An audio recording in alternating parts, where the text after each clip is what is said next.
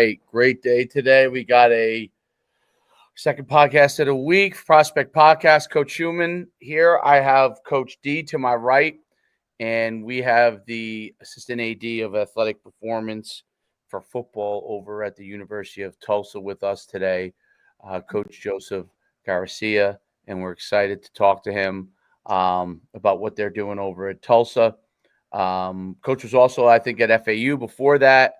Really has emerged as one of the top performance guys, young performance guys in the country, and is really a fast riser. So we're excited to talk to him about some of the stuff that he's doing in his program, and we'll dive right into that. Coach, if you could kind of go into welcome to the podcast, Coach. First of all, yeah, appreciate you having me on, man. It's great. I'm glad you could take a little time to chat with us, and so we're excited to talk about this. This is a hot topic that we touch on a lot on our podcast, and so we always love when we talk to college guys and what they're doing from that standpoint, and what they're doing from a development standpoint. Talk about your career as far as like what sports playing up until this point, and then obviously your career and performance and kind of what led you into Tulsa. Yeah, I mean, I grew up playing baseball and football, basically since I'm about 5 years old. Grew up Bronx, New York originally. Parents pulled me out of New York and moved me down to Florida, Naples to be exact, when I was going into high school. Just thought it'd be a better environment for me. Played at Gulf Coast High School. Had a decent prep career. Was a recruited guy, and this is a cautionary tale to all you guys in high school: is like, make sure you take care of your grades. I was a guy that had an opportunity to go to a Big Ten school. Told a lot of other schools that were recruiting me basically like, I'm good. Like, I don't need to talk to anybody else. I was feeling myself a little bit, and then didn't make my ACT score. And, kind of happened in a 2-day period leading up to signing day. So, by the time I got back around to some colleges that recruited me in the previous past, they were already full. So it was a very humbling moment for me as a person, and it's a good reminder that, you're never as good as you think you are. You're never as bad as you think you are either, but, make sure you have some humility in your life. And went the JUCO route. I went to College of the Canyons and had a really good career there. I was very fortunate to work, to be coached by Garrett Tuje, who's now the O-line coach at North Carolina State, and played with some really, really good dudes, and made some really good bonds. And, if anyone knows, like, the California JUCO system's not for the faint of heart, because you're paying your way. You're living in apartments with, 8 to 10 guys. Like, that's real, like, that's some of the things. And my family, we're lower middle class, and they, my dad's under the mind frame of, hey man, you got to grow up and you got to grow up quick. So here's $100 in a Bank of America account, figure it out. And it's the best thing that's probably ever happened to me. They dropped me off 7 days after graduation. They said, here's a bus pass in that Bank of America account. You get to it and figure out life. And, I'm very appreciative of the fact that they were that hard on me, and then they pushed me in that retrospect. I played 2 years there, had an opportunity to go to FIU, Florida International. I built this idea up, a Division I ball up in my head, what it was going to be and this and that. And then I got there, and I just be real with you, I was completely disappointed. And I was there for roughly about 4 months before I decided. I got a call from Kalen DeBoer, of all people, who's at Alabama now. He was at University of Sioux Falls, and he goes, hey, I heard you don't like it there, and we win national championships. We're going to win one next year. Do you want to be a part of it? And I was sight unseen, never been to South Dakota in my life. I said, yes, sir. I'm coming. Let's go. Let's make it happen. So I got my butt up there. Won a national. He was like a prophet. We won a national championship my junior year. We were runners up my senior year. The seniors record was 56-3 overall. Those guys that have been there 4 years.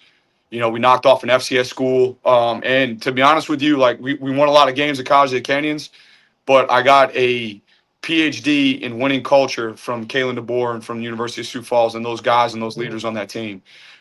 Figured out that I wanted to be a strength coach early. I had a strength coach at College of the Canyons named Dos Remedios, and I'm like, you get paid to do this? Like, you get paid just to train us? Like, this is something you can do? And he's like, absolutely. I was like, well, put me on the path, man. What I got to do it? And he's like, got an exercise science degree and do some internships and get connected to the right people. So, I ended up getting an exercise science degree and a bachelor's, and Interned going into my senior year, interned after my senior year at FAU, and then got right into a graduate assistantship at Northwestern State. It's a funny story. I got the job on a Wednesday, had to take the GRE on Thursday, and then I started driving on Friday. I passed the GRE by 2 points, what was recommended to get into the master's program without preparing for it. So, like, that was a blessing because if I would have failed that and not been able to go, man, I don't know where Yeah. the hell I would have been. Winging it. Yeah, Yeah, just hell getting yeah. And, after it. and and my wife now, who was my fiance at the time, like she's like, I was like, we're going to Natchitoches, Louisiana. She's like, where? I'm like, Natchitoches.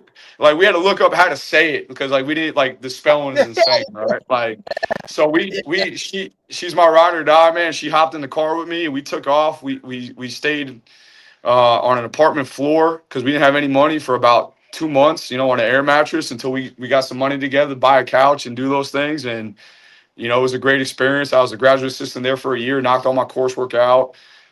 And a lot of my mentors always pointed again towards Tommy Moffitt at LSU. They're like, you need to get associated with Tommy Moffitt. Tommy Moffitt is the gold standard in this profession. Tommy Moffitt, if you can show you can work, he'll get you a job. He'll take care of you. And so, I kept making trips down to Baton Rouge. I would drive down there at least once a month, most of the time, probably twice a month, and just observe. And I told him, I said, Coach, I want to work for you. I don't care if it's free. Like, I'm done with my coursework. I'm going to be ready to go in April, end of April. Like, whatever it takes to be down here is where I want to be. So I went down there planning to be there a year and work for free. And it's funny how life works because like, I'm down there 3 weeks and I get a call to interview for the head strength job at Northwestern State back where I was. And I ended up getting that job, which is crazy. I was their last choice. I was their cheapest choice, and just, Whatever works. Whatever hey, works. that's one thing I know about this business. It doesn't matter how you get the job, as you get the job, Right. and I took my butt back up there. There was 2 GAs that I've never met waiting on me, and we had a in service at about 3 a.m. in the morning. We had our first lift group at 6, run group at 6. We attacked the day. I went home, went to bed at about 4 p.m. and slept about 16 hours after that. And then I got married a week later, which was even crazier. And then I was there 2.5 years, man. And we took a program that was 4-8. That first year I was there, and we went 6-6 my last year. And if you look at Northwestern State's history, like 6-6 is one of its best records in like the last 30 years. So to me, that's a major accomplishment, for what we got. We won 4 games in the month of November, and we ended on a high note for those seniors. And that, I got a call from Paul Jackson, and he was at Ole Miss, and he said, "Hey, you in the truck yet?" And I said, "No, I'm on the way to the truck now." So drove up to Ole Miss, had the opportunity to be there, and just to see the level similar to like Moffitt. When I first watched my first workout I watched at LSU, I was enamored. I was like, this is the level and the intensity that it needs to be done at, right? The attention to detail, the coaching. It's just it almost puts you in like a trance. Like you can't believe what you're seeing. And I got to experience that firsthand at Ole Miss under Paul Jackson. And I had 4 years to learn and develop under him, and with a whole bunch of assistants that are just elite. Dominic Stadinsky, who's at Auburn now, is the head guy. He's actually one of my college teammates too. Lanier Coleman, who's with the Jacksonville Jaguars. Julian Whitehead, who's with the Jacksonville Jaguars. Anthony Crosby, who's out of it but was an elite coach. Like, it was an atmosphere where you had to get better. You had to get better. There was no choice. And advanced me significantly, man. And, I had 4 years there, and I got a call from Ryan Davis, and he offered me way more money than I'd expect him to offer me. And he was like, come up to Colorado State. And I was up there with him for a year. And he ends up getting the Maryland job, and he puts me up for the head job there. And Mike Bobo gave me the opportunity to be the head strength coach there for a year. Unfortunately, we got let go at the end of that year, and that's how it goes. And Adazio comes Yeah, in, and that happens. yeah, and Adazio came in, and he was, he had no intention of keeping me. Like, he walked through the weight room and didn't even shake my hand. I'll never forget it. I was like, I called my wife right now. I said, put the for sale sign on in front of the house, please. I was like, we got to get this thing expedited. I ain't no shot I'm getting kept here. You fast forward 2 weeks later, and he's trying to give me a significant raise. And it just so happens. At the same time, I was up for the FAU job. I got offered the FAU job, and with my parents being in Naples and having the grandkids that an hour and a half away from them, I couldn't turn it down. They were an 11-win team. I spent 5 years there. I was under two head coaches. Willie Taggart brought me there, which I'm extremely grateful for. Spent 3 years under Coach Taggart, and then when they transitioned to Tom Herman, I had the opportunity to stay on under Tom Herman for 2 years. And then, that chapter of my life concluded. How it goes. When you're winning, it's great. When you're losing, it's not. And, they had to make changes, and I get it's part of the business. And I was able to fail forward and land here under Trey Lamb, who is an absolute ball coach, who's one of the best I've ever seen. Just philosophically, me and him see eye to eye on everything, and just the way he runs the organization, the efficiency, the way he cares for the kids, the way he coaches too. Like, I mean, dude's a ball coach, and he's put together an elite staff here. And we're just trying to get this program turned around. We're trying to get them back to, their winning history. You look at Tulsa and what they've done prior to the last 5-6 years. I mean, they're a perennial 9-10 win team. They put guys in the NFL, and we're chomping at the bit to get that done and get it back restored and make a dent in this American Conference. So then my first question definitely is what has to get done from your side of it to start to get those things in the right direction? What are some of those things that you had to do, steps you had to take in order to start moving that process along?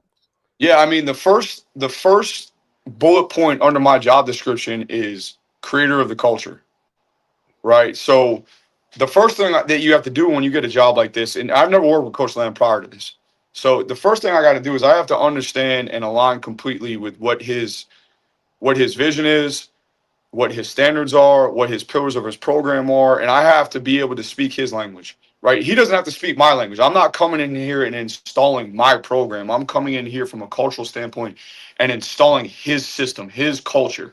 So the first thing was I had to learn him. I had to learn what was important to him. I had to learn how he operated. I had to learn, what are the things we're looking for as far as when you turn the tape on what you want our team to look like, and that's CCD, that's care, consistency, and discipline. Like, he wants guys that care about each other. He wants a team that's connected and cares.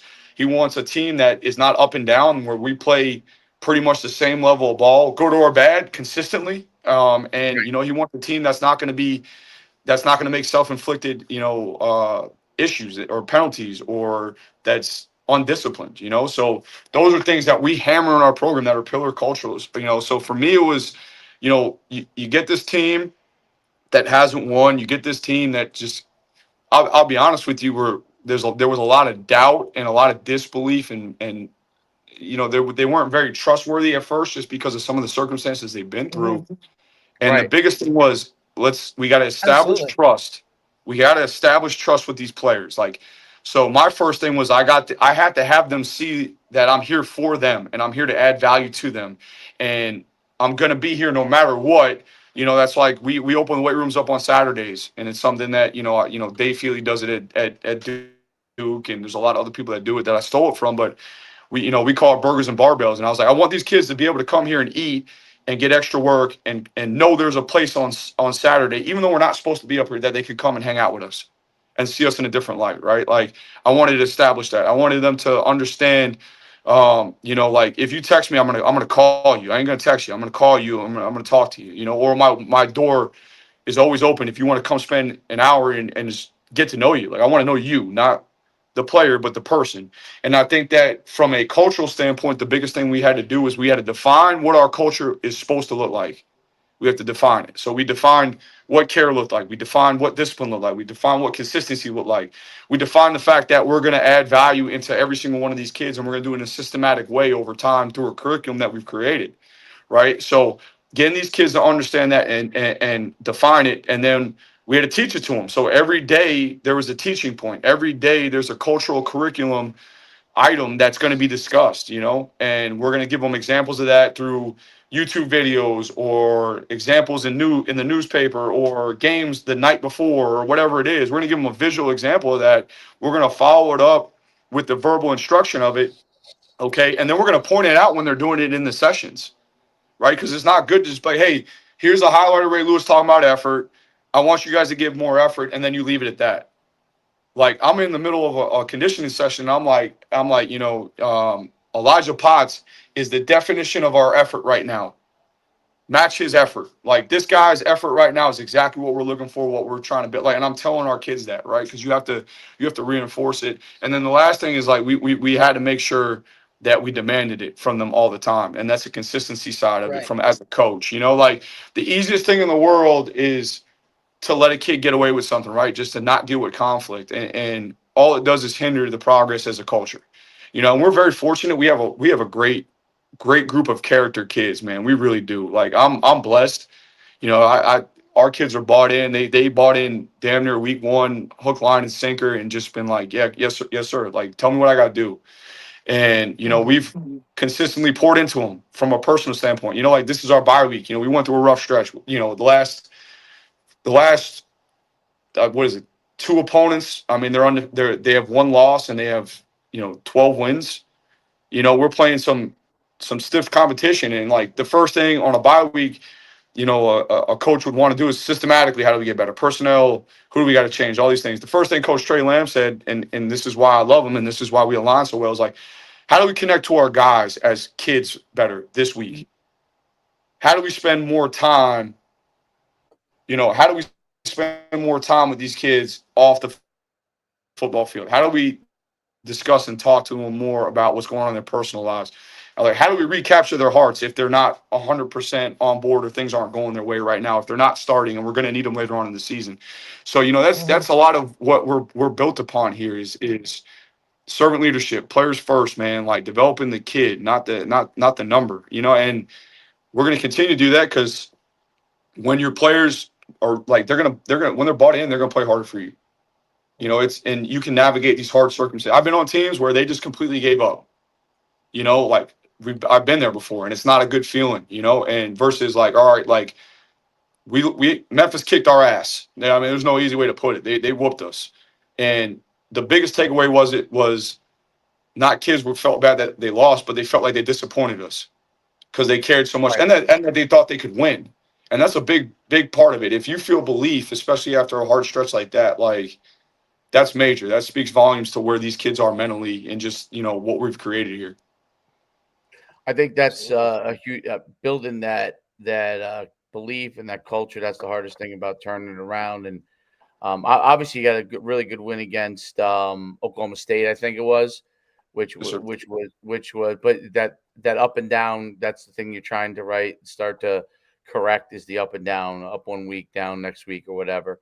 Um, Talk about first of all, your head coach Trey Lamb is one of the youngest coaches probably in all of college football. What kind of energy is the vibe that you guys are really trying to bring to it? Like, and what are you guys doing to kind of continue to bring that energy and so players continue to have enthusiasm, because that's the hardest thing obviously in rebuilding the program is continued enthusiasm while you may not be winning as many games as you like, you know what I mean? How do you guys do that? Yeah, I think it's a great question because all right, Trey Lamb's 36. I'm 36. At the previous staff I was at, I was the second youngest guy. Here, I'm one of the I think I'm the third oldest guy. Right, Which is right, crazy, right? Like it just flips, but it speaks to kind of the college landscape a little bit, right? You look at right, some of these G5 jobs, they're the rehab job. It is what it is. Like like some of right, the coaches been around 20, 30 years. 100%, man. And it's like, all right, well, he got fired from this job, so I'm taking this job. And, you get a bunch of guys in the building that have been at big places. And I'm not trying to knock anyone here. Like, there's no one right, right, specific. But, right, you know, I had the feeling when I went to Colorado State from Ole Miss, I'm like, oh, I've been in Ole Miss. Like, this is Colorado State. Like, you get like an ego about you. And then right. Yeah. you're almost ungrateful for what you got, or you don't Right. you take for granted what's going on, and the process and everything you're still trying to do. So like for us, like Coach Lamb's a FCS guy through and through, right? Like he's born, bred, raised as a coach through FCS. Like, yeah, his uncle was at Georgia a long time, and he experienced that, and his cousin was up was is the quarterback coach of Virginia, right? Right.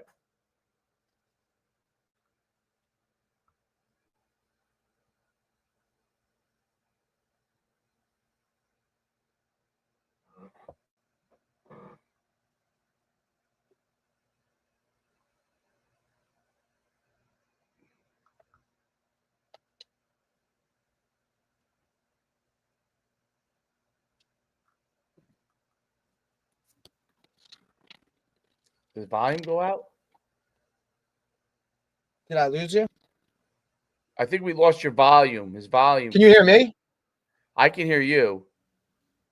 Can you hear me? Oh, okay. Is he? Let me see. Yeah, I can hear you. It must be his volume. He might accidentally hit something or something. Maybe it's yeah, because it's not on. For some reason, his volume is gone. Let me see. You got me? Oh, I got you now. Yeah. You're good. You're good. Maybe you got a call Yeah, I that don't- came into some. That's probably what it was because you're on It's your all phone, good. right? It happened. Yeah. Maybe Yeah, it happened. What'd you guys get? You're good. You had just started about Trey and how he was an FCS guy. Yeah, I mean, so to him, this is the biggest job he's ever had. Right. Got it. So how could you not bring that energy, enthusiasm in? And for our staff, we got a bunch of young guys that are fast risers that are on the same wavelength, that are on the same mentality and perspective. Like, this is the biggest job they've ever had. Like Right. they're not trying to let him down, and they're not thinking about the resources they don't have. They're thinking about, man, look at all the stuff we do have. Exactly. And That's a great viewpoint. Like, and you think about that, that's just right. Cause like you said, like even when you start feeling yourself a little bit, right, going from Ole Miss to Colorado State, and like you said, these guys don't know any better and they're trying to rise and do what they want to do. So for them, it's okay, well, we have this, like, let's go get it, right? Let's get after it, right? It's the same. And that, like, players feel that. They recognize real, right? Like, and for them, I would assume, like most of them, for them to just be at Tulsa is rewarding, right? It's not, oh, well, I could be here, I should be there. That's a chip on their shoulder that they're going to play with. Am I right in saying that? That's kind of how they look at it, Joe? no, absolutely. You get a bunch of guys that, again, like, you inject that energy and that enthusiasm, and like the coaches, when the coaches set the tone of, like, hey man, like, we're at Tulsa, not we're at Tulsa. No, it's we're at Tulsa, man. Like, this is big time. Like, we're gonna take this thing up a notch. We're gonna compete in the American. We're gonna do these things, and then they act it out through their behaviors, and their energy is high. Like, the way that they coach, the way that they invest, the way they connect to players, because they are a little bit younger and they kind of get this generation. Like, it speaks volumes Right. to the players, and the players get this belief, like, yeah, man, like, why not us? Like, I point out, and I like to do this, but I'll point out, I'll be like, listen, we don't have an indoor, we don't have, the $1 million budget, that everyone else might have, but like, that's a good thing. That's going to keep us humble. Like, that's who we are. We're blue collar kids. We're blue collar team. Like, we want to be the tough, scrappy, I don't want to play them type team. Like, that's what we're trying to build here. We're trying to be a team when you turn on the tape. Like, we're tough. Well, that goes into, like, really embracing your resources and embracing that head coach. Like, our head coach does not, like, you can't talk to him after a loss, and it's not because he's emotional, it's because he cares that much and he's that competitive, right? So for me, it's that kids see that and feed off that, because he's like that in practice. Our coaches are like that in practice. You got defense, offensive coaches, chirping at each other and pushing each other. They don't want to lose a good on good period. And when you have that right there, it injects that excitement. It injects that enthusiasm in there. We talk about all the time. We want to be the most excited team to play on Saturdays. Like, absolutely, and I think that's the. I think that's where that when you're moving up and you're a young coach, and you're with obviously a head coach that's a young coach. That's where those continued opportunities come. Is that like they're willing to take those chances, at upstart programs that need to reboot, right? Like Tulsa in this case, because I remember when I was an agent, I represented a couple of Tulsa players that were great. Mike Muda, who was the linebacker I represented too from there, was played at the same time period, but he decided not to go on. He just had a couple too many concussions. But they were great players, and they played in some really great teams there at Tulsa. And so there is a history there. I've been to where Tulsa is. I've been on their campus. I've been to their pro days. So I know what that place potentially really has. And obviously, football in Oklahoma is a big deal. So once players start to get buy-in on that, There's a culture that'll like really catch fire, I think, at Tulsa. And I think Tulsa is always one of those, especially in the conference you guys play in, is one of those always like when they're down, it's a sleeping gem. You know what I mean? Because there's great opportunity. Tulsa's a great city. Like it is really a great city. And there's tremendous opportunity there, but it's so I think those opportunities for them, because it's kind of now it's very interesting how Division I football has worked, where there's like areas that you could keep rising up, just like the players when some stuff with the transfer portal. There's a lot of things like that for the coaches as well, like to places to get their feet wet when they're younger, and then keep moving up. Kalen DeBoer is a great example of that. You know what I mean? Great example.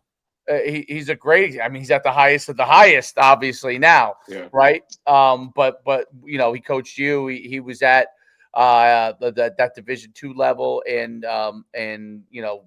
was unbelievable there. So I think that's really cool about how it works. And then you obviously have the guys that are the real experienced guys. So when Coach brought you in, was the thought process, hey, this guy has been at some big places and has seen how it works, and can we get some of that to where we are at Tulsa? Yeah, I think the biggest selling point that I was trying to make with him is like, I've had the opportunity to be a part of a lot of programs that have won. And I understand what that recipe looks like. You get some guys that talk about winning and never experience winning. Right. And they're not winners. I mean, we had a saying in Sioux Falls: "Winners win," because that's what winners do. And it's one of those deals where like there's a recipe to it. I don't care what level of football. I tell people this all the time. I watch my son. He's 11 years old, all the way up until Alabama. When we were at Ole Miss, we won the Sugar Bowl. Like, the recipe is the recipe. Like, it is what it is. So when you get privy to that recipe, when you get insight into that recipe, like, that's valuable knowledge, especially when you experience it as a player and as a coach. And that's the biggest thing. The other side of it is I think that I sold to him was the fact that I've been at the highest level in the SEC, but I've also been at G5 and FCS. So in G5's the new FCS. Let's be real here, right? Like, we're a farm system. Yep. Like, it is what it Right. is. I don't think the level of play is dropped, but the way that you're operating is a lot different than you did 5-6 years ago. And the biggest selling point for him is like, listen, I know what kind of athletes we're getting. I know how to develop these athletes. It's not the same as, you take over Alabama, like Scott Cochran had the famous quote. It's like, yeah, I got Bentleys. I'm just putting spinners on them. Like, right. I'm not, Yes. I got he's a bunch right. of, he is right. And you get these elite athletes and elite kids, and yeah, we're blessed. I get a few elite guys, but for the most part, I'm working with, Honda Civics and CRVs, like, I'm not working with Escalades and Ferraris. Like, I'm not. And No, and it's true. It's just what it is, and it's now okay. Look, but we can also get a Honda Civic to look and run really, really well, right? And be something that's reliable, and it's also you're getting like you guys get guys with a little bit of a chip, right? And they got a different bit of mentality when they're coming in there, in terms of, hey, I think I should be somewhere else, or, I got the short end of the stick, or they're just, a shade slower or an inch shorter, right? But they have that different type of mentality coming in there, kind of underdog-ish, like, we're just going to fight and get after it type of. Talk about that a little bit. Do you see that within the roster itself, especially as you're trying to turn this thing and get these guys to just buy in more? Is the attitude different than you've seen other places? Yeah, absolutely. Especially with the emergence of how many transfers you guys get now, like, there's going to be staff attrition or, personnel attrition of up to 50 players on average. Like, it is what it is. Like, that's the nature of the beast. And it is. the highest producers in the last 3 years that I've had have come from equal or lower levels. So lower G5 or FCS guys. Like, currently right now, like, two of our best players are FCS kids, former FCS kids. And, we have a linebacker that's leading the country in tackles. He came from ETSU. We have a left tackle who's doing really well who came from ETSU. We have a corner that was a freshman last year that's leading the country in interceptions. And he happened to be here when we got here, and he's crazy. He's 6'2" and moves really well, and he had 2 picks versus Memphis. He had 2 picks versus Navy. I mean, he had another pick versus ACU. I mean, kid's got 5 picks in 6 games, and he's an unbelievable player, unbelievable worker. But, those guys, they like you said, they have the mentality like, all right, like, I'm here to prove myself right, not prove you wrong. Like, I'm in here to show everyone that I can play at the highest level. Like, ball is still ball. It's a great line. Ball is still ball. Like, it doesn't No matter. doubt. Like it's still, 110 and 53 and a third. Like, we're gonna get the job done, and I'm gonna come out here and play. Like, it's all relative. So, we have a lot of those guys, and we're looking for more of those guys. I'm gonna be honest with you. Like, I love those kids. I was that kid. I was the kid that was an angry kid. Yep.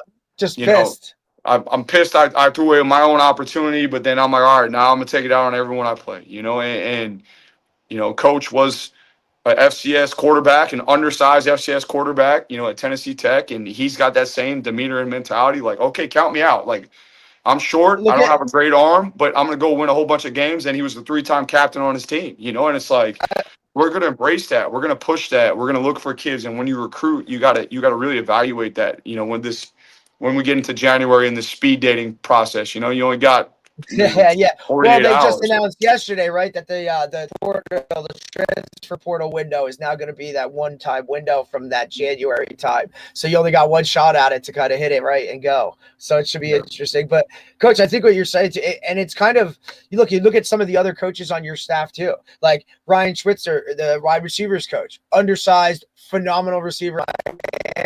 Right, but like has that chip on his shoulder of like, here's what it is and here's how it goes. So that's kind of what your roster has been, is kind of there. And like you said, I think the emergence of just guys that want to play and better and get developed, right, I think is the key at any level. And like you said, ball is ball, and that's kind of what it is. It really comes down to like the pureness of it. And that's kind of where you're at, and playing in that conference too, right? Like you come that conference too, right, Dave? UConn's not in it. UConn's independent. Oh, yeah. But UConn, listen, a lot of the point about the FCS part is I think is very valid because of from a resource standpoint, like the group of 5 schools are in a lot of those similar situations from a resource standpoint. I mean, UConn, where I played at, look, UConn, when I played, was FCS. They transitioned to they were Big East for a long time when the Big East folded. Then they've been trying to find their way since. And, we're lucky we have a real good head coach that's done a great job, Jim Mora. But it's but we're, a lot of the programs in the group of 5, going back to when I played in the 90s, a lot of those schools were actually FCS schools, so everybody began to chase the dollars. What happened was, as money became a big deal in college sports, it was, wasn't that there wasn't that much money getting thrown around in the 90s. But as people realized it was, going to start to happen, everyone started to chase Division I. So schools like UConn and there's a boatload of them. Look, you can look at a handful of programs. So, James Madison, Delaware, right? Like all those programs. They're all Division I. But it's interesting because I think your point is really, really valid. And I'd love for you to talk more about it from a also from a performance standpoint too. Those players from lower levels, right? That have moved up. I've seen the same thing. There's a tremendous amount of success from guys that are moving up, like let's say one level, FCS to group of 5. That's probably where the greatest success has been, right? Like one level up. And but I've noticed it all over the place. Lateral, obviously, I would say like if you're if you're group of 5, you get, if an Alabama third string guy wants to come, you're probably going to take him because of the potential that person has, right? But it doesn't mean that he's going to have the attitude that you need, right? Coming from a bigger program. So you have to kind of filter through that. But those guys who are hungry, that have already been a star at a certain level, it's really not as big a jump as people think, because this guy's already been a star. You're not talking about a guy that's just a starter at the FCL. You're talking about a guy who stood out and now is really ready to move up, and he's playing above the level he's at, and now he could come over. Talk about those guys when you come in there, and what they're like when you get them in the performance area too. Yeah, I mean, so I'm partial to those guys, right? Because Right. I was one of those smaller school guys. I was an NAIA player that, and I was part of a team that went up to North Dakota and blew them out in the Fargo Dome. So like, you when you inherit those guys, like it's from a performance standpoint, just because of the resources, and there's a lot of good D2 and FCS strength coaches. So I'm not trying to knock anybody, but Right. the financial, but like the financial situation is what it is. Like they don't eat a lot. They don't.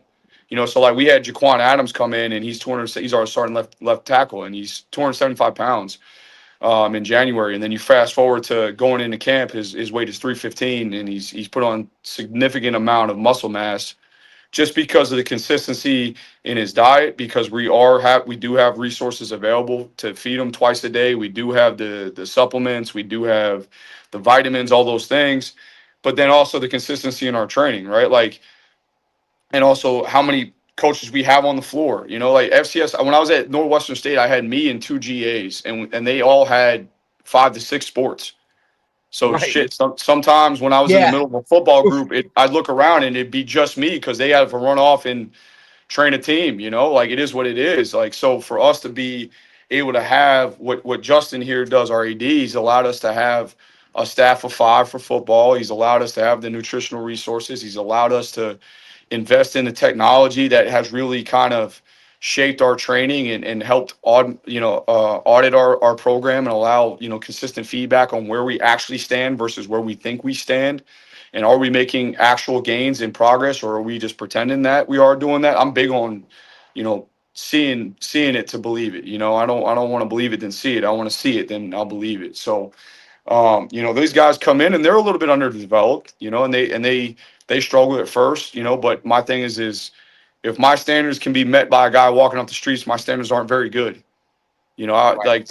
I want them to come in. I want them to have to establish themselves and really, work at meeting the standards of what we deem or, being in shape, being strong, being explosive, being fast. And we're going to, we're going to consistently give them what the parameters are, what that looks like. Like I think you have to give that to them. We give them combine numbers all the time. Like, hey, you want to play in the NFL? Okay. Or Yeah. average safety runs 4, 5, 6 at the combine. What are you running? Average Right. safety is jumping 36, or where you at? So like giving them that feedback, and then having the ability to really show progress over time with these guys. And then, you give them the before after pictures. That's more for them than for us, and, I gave Quan his before and after, and he was just stunned. Because, yeah, I mean, if every day you're not going to see it, but you look back and you've gained 40 pounds, and you've gained, 25 pounds of that being muscle, and you're like, man, I look like a different person. I am a different person. It gives them confidence, right? And that's at the end of the day. Like I'm a huge custom model fan. You familiar with Mike Tyson's Oh, of trainer? course. So, because I'm a New York guy, right? So, like custom auto, like I love them, and it's like you have to give the fighter the belief they can win in any circumstance, right? Like they're a god when they walk in the ring, and that's the mentality as a strength coach. Like my grandfather was a boxing trainer, and it's like he takes that same approach with his fighters. Building up the psychology of it is like when they walk out there, they need to feel like, man, I can't get beat. Like I've done everything up to my Absolutely. point in this time. So like what I do like about these lower level guys, to get back to your question, is like they're very humble and they're very grateful, and they tend to be some of your hardest workers because they understand they're stepping up a level in competition. They understand they have to prove themselves more than the kid that came from Texas A&M or Alabama. They do have that chip on their shoulder because their path wasn't the same as the 4-star that went there, Yeah. had the $100,000 in NIL for 2 years and decided, you know what, I'm not going to play here. Let me go try somewhere else. Right. So there's a lot of gratitude, there's a lot of humility, and there's a lot of toughness that I see come out of these lower level guys, man. Like they want to be great, and they're willing to sacrifice a lot more, and they're more open to coaching too. I think that's the biggest thing as well, is like the mentoring process, because everything's new to them. They're like, hey, I'm like, hey, you got breakfast? They're like, what do you mean I got breakfast? I'm like, dude, we got breakfast from 6 to 7. It's provided for you. You got to be there. It's mandatory. They're like, hold on, I get free breakfast? I'm like, yes. Like, go eat, bro. Like, go get it done. They're not used to that. Yeah, it's not, it's, Right. and on the other side where it's not, oh, I got to get up at 6. Why I got to go get breakfast. You know what I mean? Like, it's like, whoa, I get breakfast. Awesome. Like, here we go. Like, that's a different mentality. And I try to say it all the time, like, especially, coaching high school guys and whatnot, like, they just don't know. They just don't get it. You know what I mean? Like, it's because they're young and they're just trying to get into that process. But it's like, man, every bit of this, like, like at some point, a lot of you aren't going to play the next year, right? Like, you're not going to go on to play college football, and like all of the this or all that or whatever, the whining, the complaining, stuff like that. Like, you're going to miss this facet. You know what I mean? Like, everything you're complaining about, when you have it, you're going to regret, and so you got to give it your all, and you just got to play hard, and you kind of got to go from there. So I definitely think it's something that, it's a benefit to your guys and kind of how they do things like that. And whatnot. What does your in-season strength stuff look like, Coach? Like, in terms of how you guys go about approach to in-season strength? Yeah, I mean, the biggest thing is you want to control volume, right? Because I mean, stress is stress. So whatever they're getting in practice, you don't want to overload it to where they can't recover from it, right? And then the other side of it is whatever they're getting in practice, like you don't want to have to train again, right? Like, because now you're overdoing it. So for me, it's maintaining the same level of intensity all the way throughout. Like, off season, in season, we're going to be in the ballpark of 60 to 90% of what their 1 rep max is. Like, we're always going to be in that area. Now, I might get there in different ways, but we're always going to be in that bandwidth. It's the volume that's going to be the biggest differential, right? And then the frequency of training. So, they're used to 4 days, sometimes 5 days of training in the off season. I mean, as far as from a weightlifting standpoint is concerned, our travel guys are getting 2 real days. One really three days if you count our recovery workout on Sunday, but 2 real days throughout the week on Tuesday and Wednesday. And that's going to be the biggest difference. We're going to make sure that we don't, we're very, very moderate with how much volume we have, how many reps, how many sets we do, and then the other side of it is we're going to monitor their levels of strength through some of our force plate metrics that we look at every day. We're going to see and test them on some certain things and see what their their concentric force output is. We're going to see what their modified RSI is. We're going to look at some of these things and make judgment calls based off that. You got to be very adaptable in season to where you can set your terms in the off season, right? As a strength coach, I know what I'm doing Monday, Tuesday, Thursday, Friday. Yes. I know exactly sets, reps, right? Like, in season, we're getting back from ECU probably at 4:00 in the morning, and we're going right into temple prep. Like, I have to modify depending on how the game went, how the travel went, what the injury status of these kids are. I have to look at all these factors and be a lot more responsive than I am preemptive. So, it's a balance, and that's where we're lucky. We have resources, like we have VBT here. We have things that measure bar speed that, so we can be That's awesome. we could be more of a sniper approach versus a shotgun approach, right? We're not just trying to hit the target. Nice. We're trying to hit the bullseye. So, like, we're going to make sure that we're in that range to where we're training properly for that athlete at that time, especially our real guys. Like, I mean, realistically, like, there's 40 guys you're winning and losing with, right? Like, everyone else, it has a role and is important, but they're supportive in nature. Like, those 40 guys, like, if I lose our starting left tackle, I'm done. It's going to be a rough 6 games coming up. You know what I'm saying?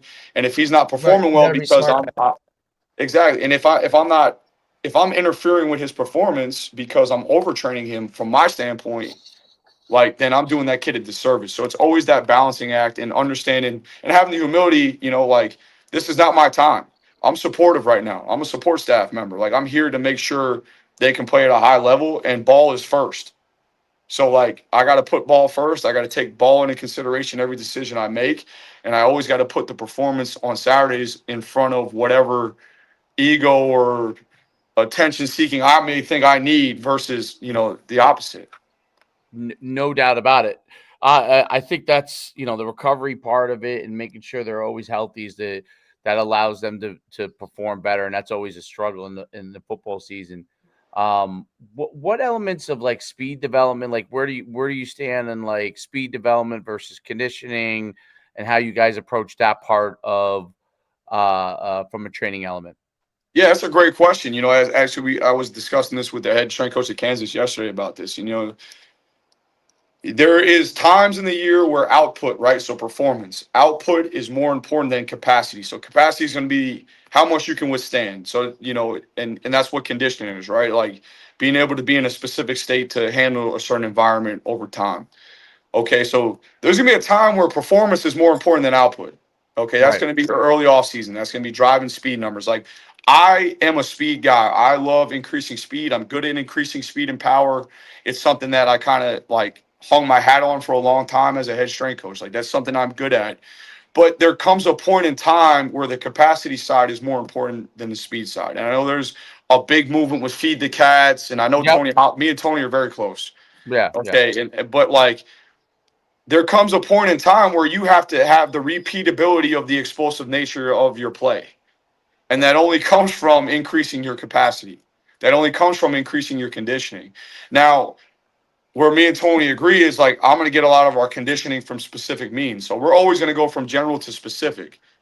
Okay. So as we get closer in the continuum of training in the off season, closer to season, is where we really ratchet up how much, like what football we're doing, how much football we're doing, the nature of it, the size of the drills, all those different things. And we're going to make sure that we're creeping closer to it.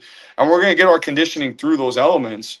Okay. But we're not going to neglect some of the repeat sprint ability that you need that it needs to be specific in training, like the conditioning side of it. We're not going to neglect the tissue stress capacity that comes along with playing O line. Like you have to be able to punch over 120 times in a practice. Like you have to. Like the only way to do that is to do something similar in nature to that extent and at that volume.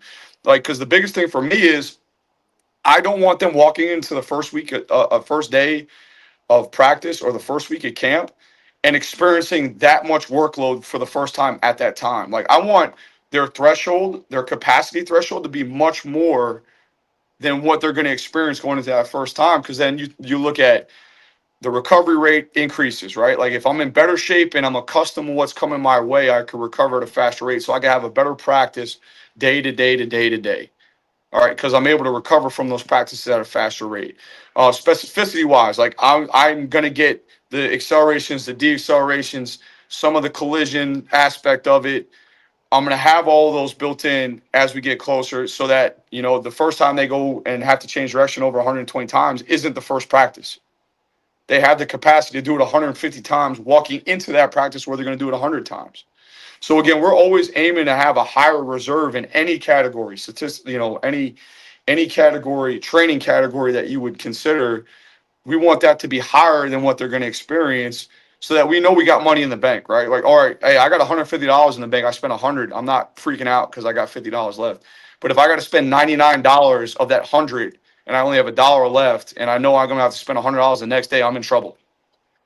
So we're always going to make sure that when we're training, again, we go from output to capacity. Output to capacity, we go from general to specific, and we're going to integrate ball, man. Like it's great to have, we had 59 guys clean over 300 pounds, which was ridiculous, right? But if Yeah. if 59 guys, if they didn't get better at football in some capacity in that Right. 8 weeks of summer, like what are we talking about? Like, yeah, Absolutely. we're a great Olympic lifting team. That's great. Like put a platform on the 50-yard line. That's when we'll win. Like we got to get better at football. Like it has to happen. So, and the only way Yes. to do that is to get exposures, and there's ways to do that. We do collision prep stuff. We do a lot of leverage drills. We do small sided games, or like tag drills or chase drills, like where we can condense the field. We can be very specific in a training element we're trying to hit, and we're trying to really attack and emphasize while still having some of that gamifying it and having it very similar to what one part of the game of football is going to be. I'm curious your thoughts on, because this is the one area and I'm glad you brought up Tony, because we've had Tony on a couple times. And the one area I always go back and forth on in my own mind with respect to conditioning and development is this area of workload where Tony really wants you at a very small percentage, of what your actual game output is going to be, and how applicable is that actually to what can happen in the real world from a practice standpoint. What I'm saying? Do you understand what Yeah, I'm talking about?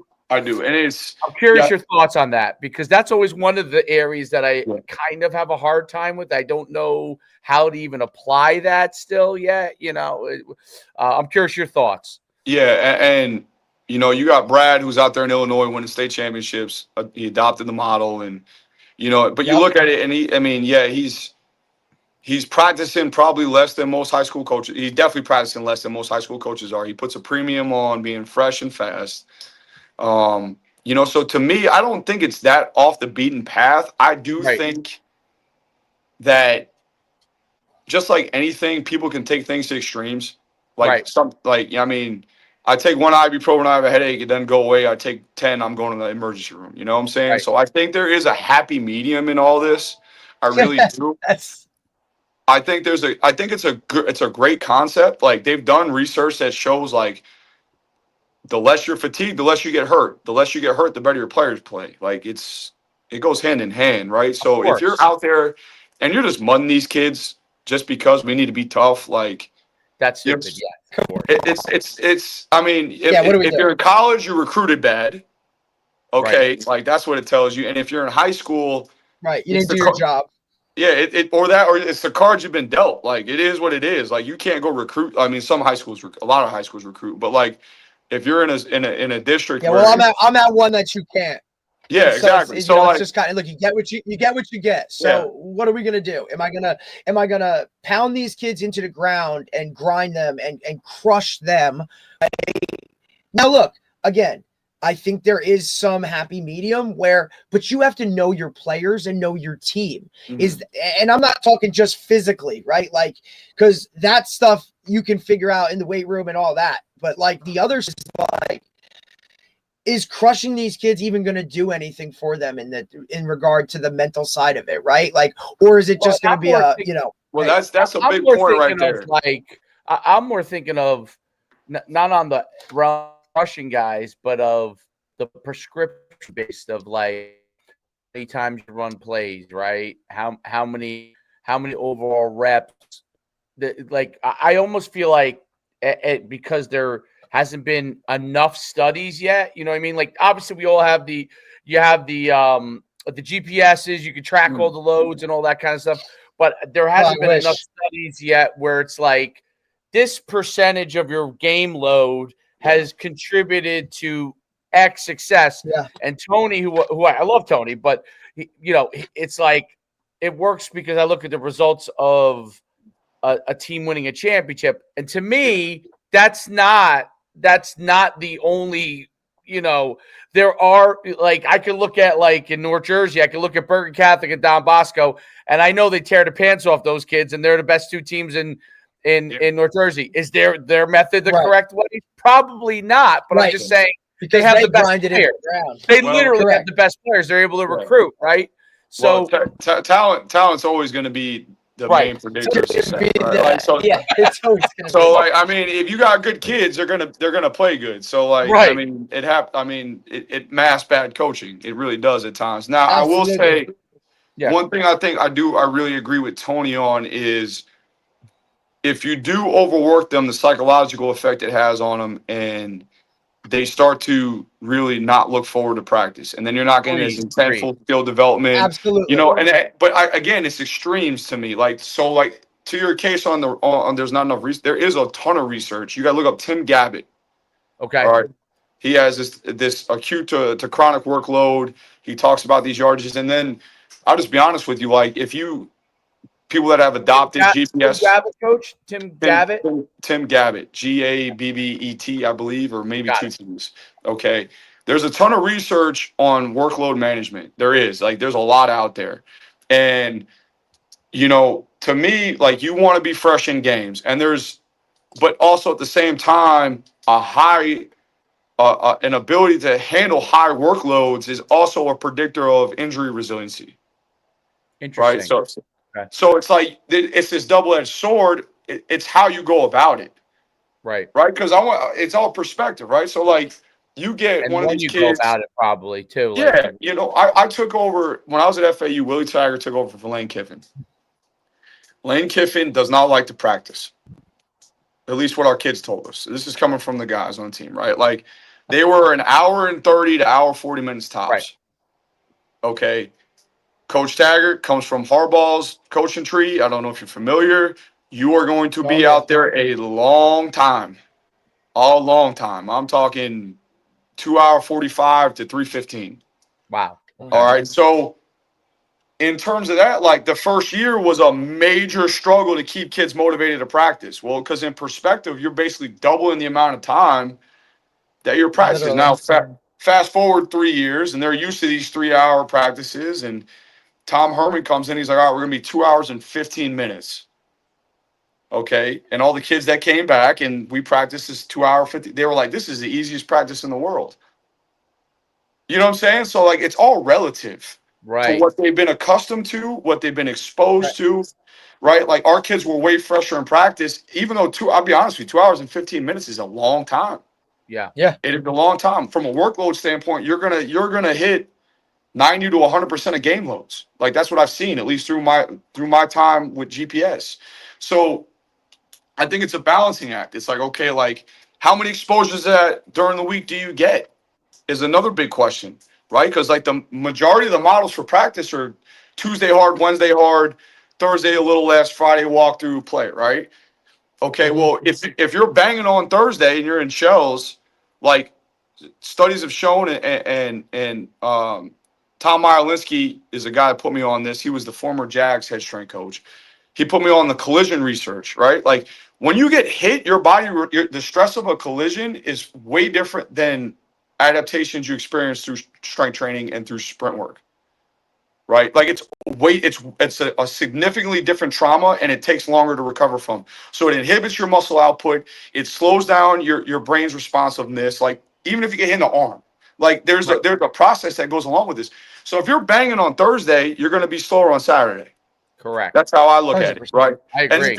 And if you overdo it on Tuesday and Wednesday, it's going to take way longer to get you out of that hole going into Saturday as well. So for me, it's always a balancing act. I always ask my coach, what do you need, like the minimal amount to be successful? Right. So then let's do that. And what we'll do is we'll adjust it from there. If it needs to be a slight little bit more, okay, you just understand you're going to have to pull it from somewhere else. Right. Our fast Friday can't be 45 minutes. It's got to be 30 minutes because you added 15 minutes to Tuesday, coach. It's always a balancing act, right? Because all we're trying to do is make sure whatever stimulus we give these kids, and I'm talking whatever prescription of practice we give these kids, there has to be the recovery window to follow it, or else you're going to put them in the hole. And then you're going to be like, why are these kids sluggish? Why are these kids? You hear all the time. But I think that's a tremendous point. Is I've always thought, like I always had a little issue with even doing any work the day before a game. Like I understand why the coaches do it, like a fast Friday and stuff like that. But I think that like the recovery of the day before, and to be able to get yourself recovered fully, because I mean the better you feel, the better the more effort you're going to give in the game. Like there's definitely a direct correlation to that. Like if you're going in, like you said, a little bit banged up, you're not sure if this part of your body is where it needs to be before the game, that means you're just gonna not go quite as hard subconsciously, right? Because you're worried about this, and maybe you're not going as quite as fast as you need to. But I agree with that. Like they're definitely. So I'm guessing obviously most coaches now are there's a level of front loading, right? In what once you recover from the last game, you try to get a good amount of that work in those first couple of days, so you can really get light going into the game, so they can recover completely. Which is interesting. We talk about Lane Kiffin, like obviously he just feels like, hey, we're running this system, we're in and we just want everybody fresh and ready to go, and everybody knows what they need to know. They've worked in the skill, they need the skill, and then let's get out. It's so interesting how the two worlds are so different. Very successful coaches. Obviously, Harbaugh's won national championship, but it's like how the philosophies are so widely different. It really is amazing that you could really skin the cat multiple different ways. But in the end game, you want them to be healthy, right? You want them to be healthy going in, no matter what it is you're doing, because they're going to play better. But it is so interesting when you tell me that, like the practices from like what Taggart was doing to what Lane was doing. That must be very difficult for you as a strength and conditioning coach, depending on depending on who your head coach is. It significantly changes the offseason again, because if capacity is one of my main goals and improving their threshold for capacity, like I got to know that, right? I got to like the first thing when I sat down with Trey, I was like, "What does your practices look like? Like how? Like what do you expect? How long are they like?" Because a lot of the duration is going to equal the total workload, right? It is what it is. And then what style of offense, what style of defense are we going to play? When I was, it's all plays into that, man. Like that's a lot. Like guys don't understand that. Harbaugh, he's going to slow the clock down. He's going to bleed the clock. He's going to control it. He's going to run power football, like almost old Alabama Saban, right? Like that's what he does. I worked for Hugh Freeze, and man, we're trying to snap the ball every 15 seconds. That's way different that's way different. That's a whole different world. And that's a different training stimulus. That's a whole different time in the off season of how we're training our guys. And then obviously recruiting goes as well. You're going to recruit certain guys to that system. But for you, Coach, I think one of the fortunate aspects of it is, you've been around different programs and different, you know what I mean? So you have that background of, okay, this is what we're going to do here, or this is the type of guys that we're going to get here, and how to plug them in to that program. But I think one of the best things that I heard you say was that it's a constant, you're constantly tweaking things and changing things, and it's a give and take, right? Like, because that's exactly what it is. You got to be adaptable, right? You go and put that whole plan together. All of a sudden, a flight gets delayed, and now they're not getting back till a certain time after a game. Well, there goes that plan out the window. We got to work and go forward, right? Like, that's just part of what you did. Yeah, you guys there? You hear me? Yep. Yeah, I mean, I got you. It's such a major part of it, right? Like we're problem solvers. I tell my assistants all the time. That's what we're here to do, man. Like we're special. We're special forces. Like you give us the mission, and we're gonna figure that shit out. Like we're gonna find a way. Buddy. And it's so like you can't be married to one thing. And then the other side of it is you have to be educated and competent enough, like you said, to understand and be able to problem solve problems that you probably haven't had, or deal with situations that you've never been in before, right? So like your foundation from a training, just philosophy has to be sound. Like I know what I am. I know how to train. Like I know what my perfect world scenario looks like, but when you get your coach and he throws, a grenade in that room, like you got to figure it out. Like it's not at the end of the day, again, it's you're getting his team ready. I think that's a big part of this. And it's, you get some of these strength coaches, that are very egotistical. Like that it's my off season. I think that's great, and I love that outlook by you as look, man, this is his team, right? Like, because I deal with a lot, right? When it comes to the high school guys, right? And that's a totally different world, obviously, not on the same level, but it's like, yo, man. You're this position coach, like just go do your job, right? Or, well, this or that. I said, that guy's the head coach, man. Like his name's on it. It doesn't say, so-and-so's offensive line didn't play well today, or so-and-so's defensive backs got burnt. Like, no, dude, it says head coach's name lost, right? So Yep. you're there to preach his message and preach exactly what he wants you, and go do it. Your dude, he's going to tell you what to do. You go do it. Right. And I think that's part of this. You see a lot of younger guys, they want to be out in front. Right. Like, I think Cochran from Alabama was that, because he became something bigger that, like, not bigger than the program, but strength guys start to see what they could bring when, like, you have that little whatever to it. But ultimately, man, if you're not preaching the same message, like, how are you going to get anything done? And I mean, it's a loyalty thing, right? Like, it like I tell my, like, the way I'm going to show damn. my loyalty to my head coach is preaching and serving these players the way that he sees it fit. Like, this is the way he wants it done. Like, I'm going to show it. Like, that's how I'm going to show my gratitude for my position, you know, like, and like you said, like, you get these guys that sometimes they put themselves above the program, but it always catches up with them. Yeah, you know, it always affects him. You know, and I get it. Like, Cochran was put in a position in Alabama where Alabama admin was pushing him because his likability and his dynamic personality, and it helped recruiting and all that. I mean, you got to play a role. Like, I get it. But, you know, there comes a point in time where if you're not aligned with the head coach, you're hurting the organization way more than you're helping it. Correct. And as a guy in such a prominent leadership position like I am here, like, that's major damage. That isn't like recoverable damage. Like, no, that's like that sets you behind the eight ball, like, big time for you. Like, you know, for where you're at, like, that would be a totally different beast.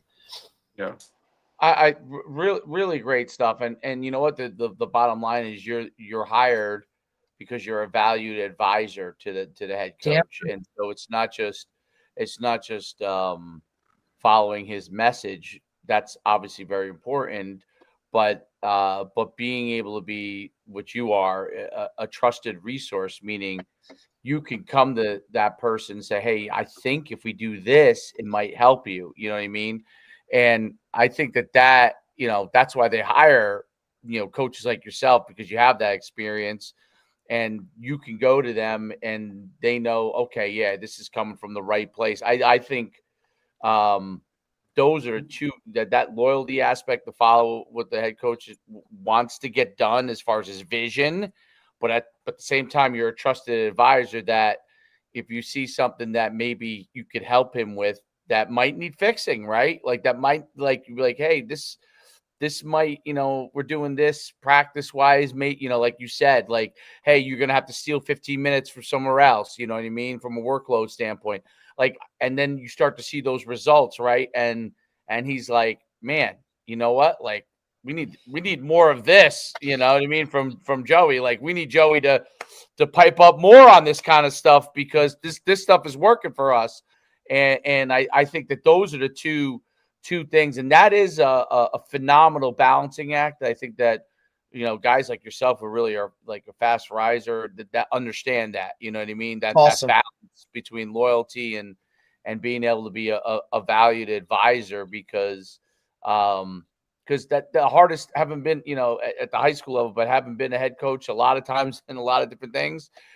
That's the hardest thing, like, on your staff. No, even when you hire a guy that's good from a skill standpoint, you know, or a coaching standpoint, when you get that, like, this, I can trust this guy implicitly to give me good advice, and then also to you know, stay in line with the message.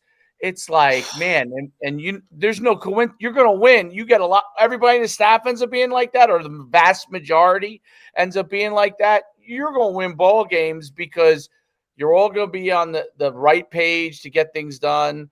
And it makes my guess would be, it probably makes it a phenomenal experience too at the same time. And you probably know of instances already as a coach where that wasn't the case. Like, you heard about this coach over here who's backstabbing somebody, and you're like, oh, it's inevitable that things are going to go wrong. You know what I mean? Because this is going on here and there's factions in the program.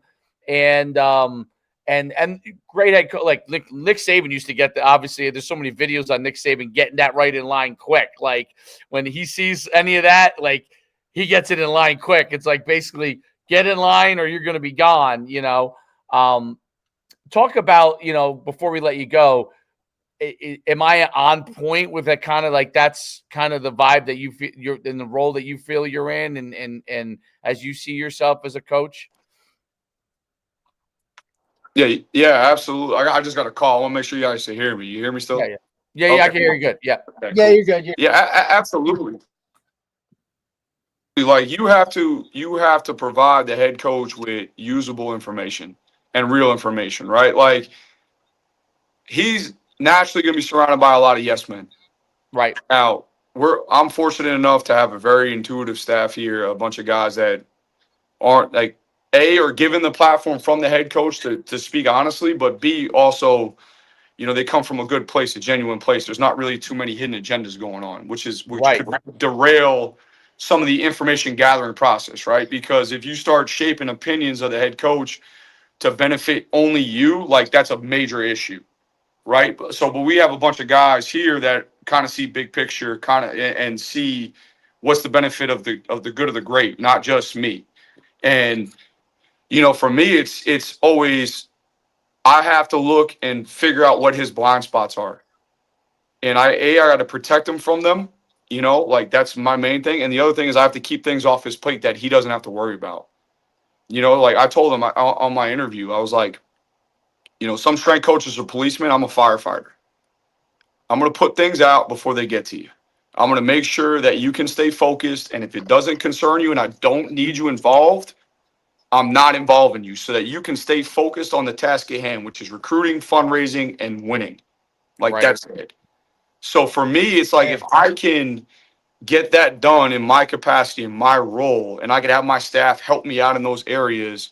And then also I can help those position coaches out so they feel like I'm a resource. Like they can feel like, again, I'm a firefighter. I don't want the position coaches. I've seen that before. And I've made that mistake where you overcorrect too much stuff. And now position coaches don't trust you. Yeah, you got the head coach's trust. He loves you. But position coach is like, oh, that guy. And right, that's right, right, a right. hard spot to be in.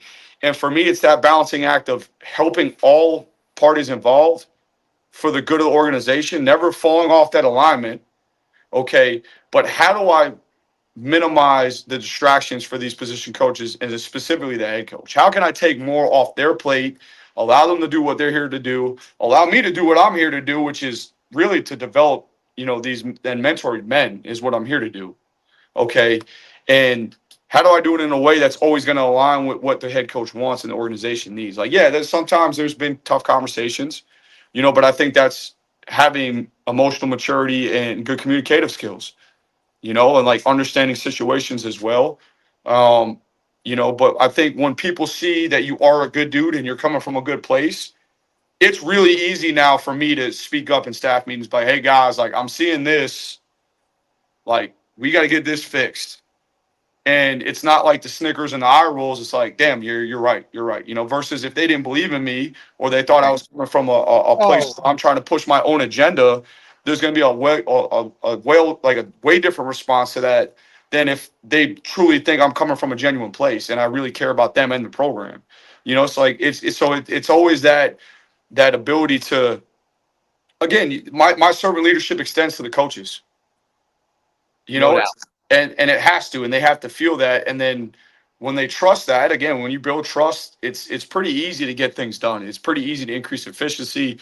It's pretty easy to have those constructive, hard, conflictive conversations. It really is. And then like you said, like your opinion gets valued more. I can't walk in and demand they value my opinion on day one. I got to prove it over time that I am this guy that they think I am, and that my word is what it is and my integrity is what it is. And my opinion is valid. Like it makes sense from a competency standpoint, but also from a trustworthy standpoint as well. Absolutely. No doubt about it. Man, I can't thank you enough for coming on today. Phenomenal having you on. I learned a ton.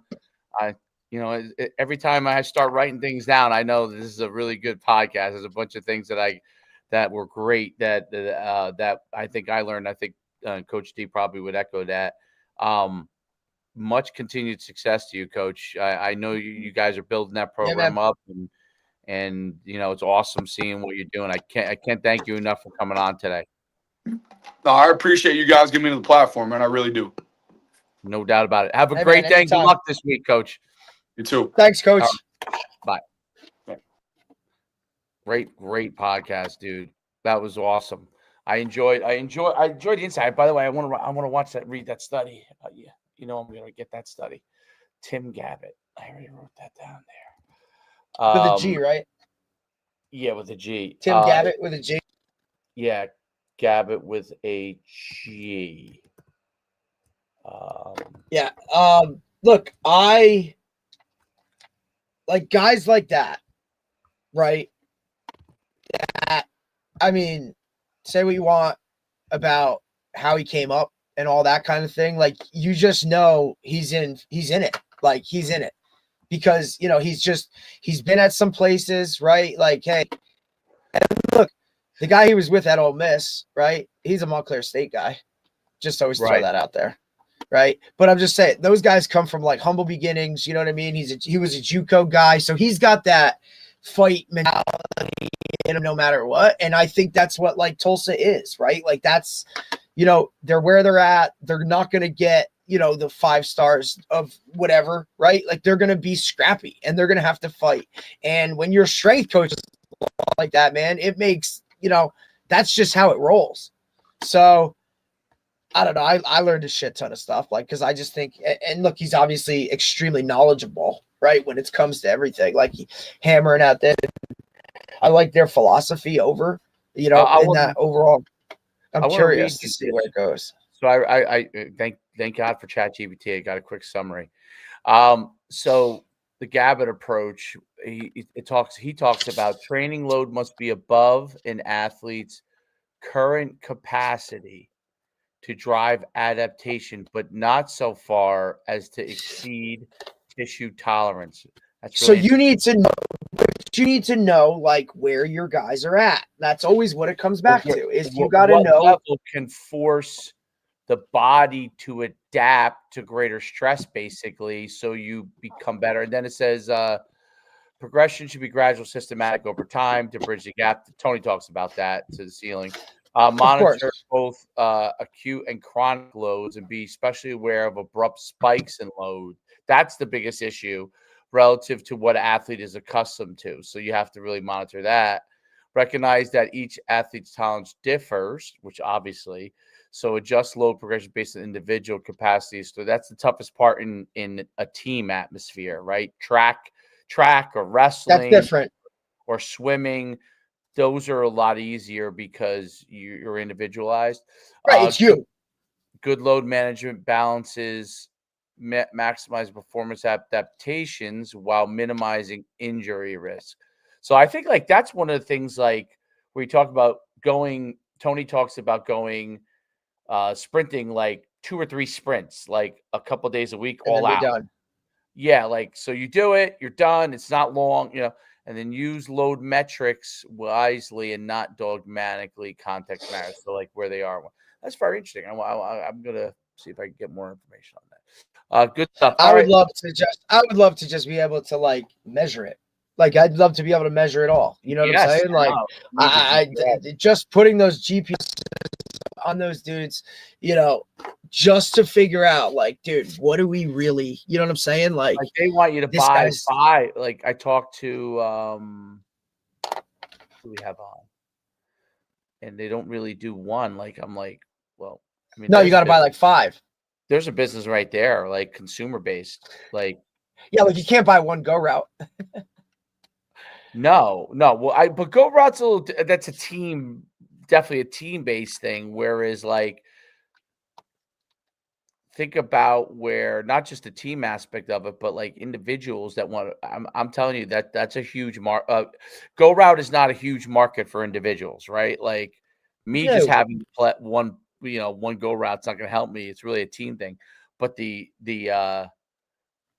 capacity for any individual to monitor their load in any sport they're playing all the time, any individual, like it was definitely designed without understanding that there's millions of athletes that are way below the college threshold that parents would buy it. There's no doubt. There's no doubt they would buy it individual, and you could have a subscription base and be able to make a boatload of money on it. The fast money is definitely in the teams, right? I think, because it's bulk, right? That's what it is. But I think if you really want to do it, right, and you get the track coach on board with you, and you get, somebody else, and you pool it together, and you're like, dude, let's get 10. I'm saying the consumers will buy it, individuals, just like they buy in Dick's. The nicest glove, the glove they can get. I'm telling you, parents, hell yeah, be like, hey, or you make that the thing, like now how so many kids buy their own helmets or their own shoulder pads. Be like, hey, like you're telling me that a parent doesn't want to know what your output is at practice every day. A parent that's really like, you know what I'm saying, dude. And now you have, think about it. Now you have a parent send an email, hey, so and so did at practice. Like, what are you guys doing? Right? Like, what are you doing? Oh shit! Here we go. I mean, listen, that holds everybody accountable to a certain aspect of it. Oh shit! I know. I hope it don't get there. I'm gonna cry. It's definitely gonna get there. 100% gonna get there. 100%. You're the receivers coach. He ran 10 verticals. What are we doing? Listen, how else are you gonna get your own? You think that parents will not go to do that? Meanwhile, they're spending $10,000 on batting practice. With a batting coach. You don't think they're going to spend that? Like, let's take football out of it. Football, they're definitely going to eventually do it. But let's look at basketball players or baseball players or lacrosse. One lacrosse team. The guy's probably running them to death, right? And then the other one, they ain't doing shit. They're not doing. So like, what Fire and falls off the freaking whatever. Hockey. Those you can go down the list. What's that? You could go down the list in any sport. Like, just saying, well, like that is big money sports. The money that's another tool, right? Yeah, spend a lot of money. I think Greg Olson called them the stick and ball sports. His podcast is blowing up, dude. Oh my God. Well, because he's going on other things as well. He's preaching his message right now. I think you can get. So I'm on board with most of his stuff, I would say.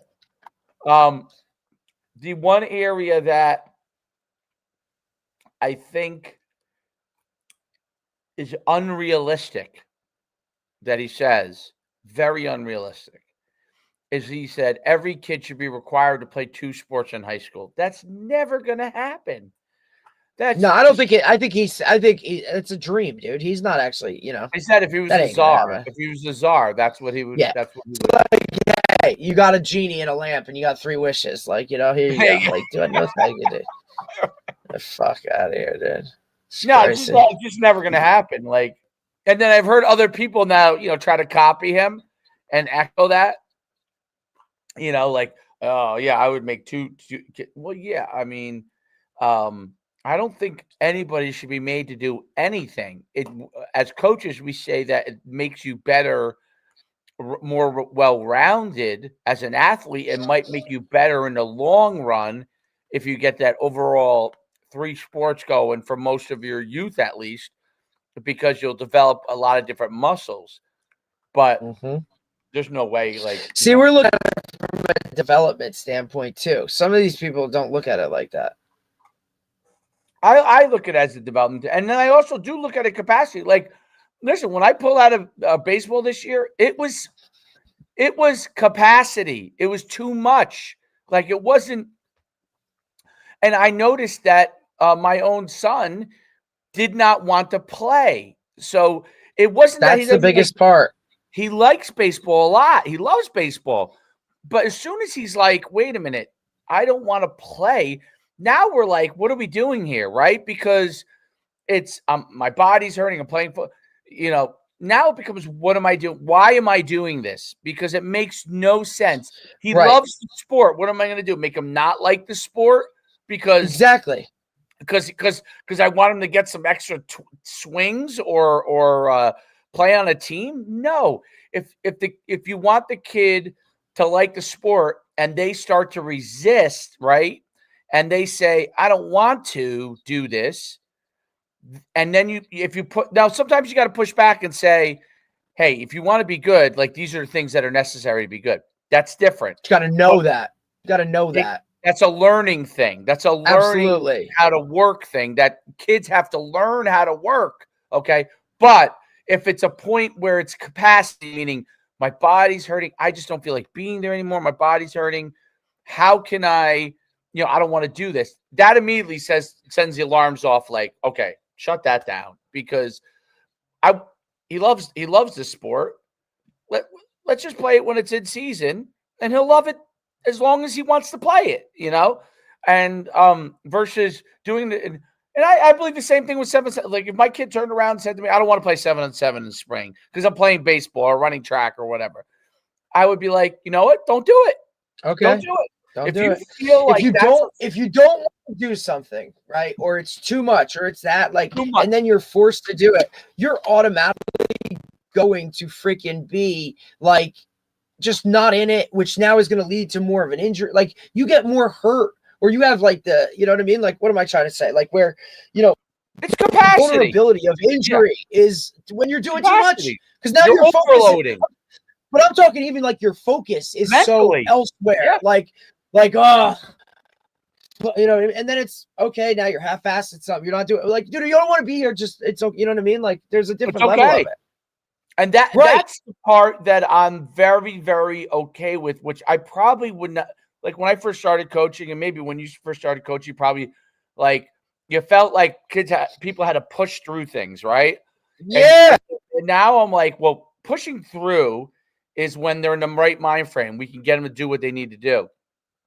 100%. But pushing through when you've overloaded them, that's different. That's different. You and then you have to know where that is. You have to know. Correct. Which is why knowing your team is so clutch.